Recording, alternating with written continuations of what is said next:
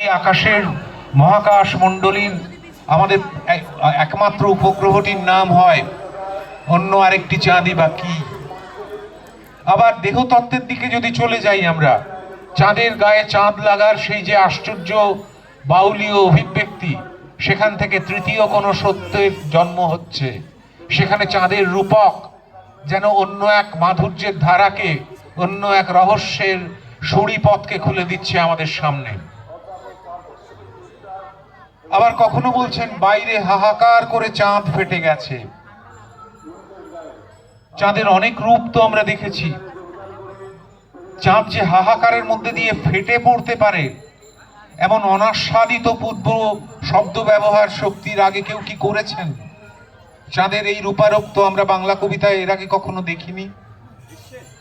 বা আরেকটি সেই কোনোদিন সারা জীবনে ভুলতে না পারা আশ্চর্য এক হিচককীয় সিনেমার মতন প্রহেলিকাময় এক চিত্রকল্প যখন শক্তি তৈরি করেন, কুয়োর অনন্ত জলে চাঁদ পড়ে আছে,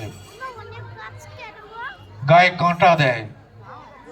এই ইমেজারির কোনো আক্ষরিক অর্থ যদি আপনাকে বের করতে বলা হয়, লম্বচ্ছেদ প্রস্থচ্ছেদের টেবিলে আমরা যদি নিয়ে যাই, ডিসেকশন করে তার নানা রকম আকার আকৃতিগত বিবরণ হয়তো দিতে পারবো।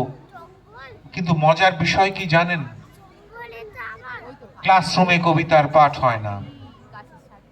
সেখানে লম্বচ্ছেদ হতে পারে, প্রস্থচ্ছেদ হতে পারে, তার আকার আয়তন নিয়ে কথা হতে পারে, তার ভেতরে লুকিয়ে থাকা গভীরতার যে অনুভূতি, তার স্পর্শ কেমন করে এসে লাগবে।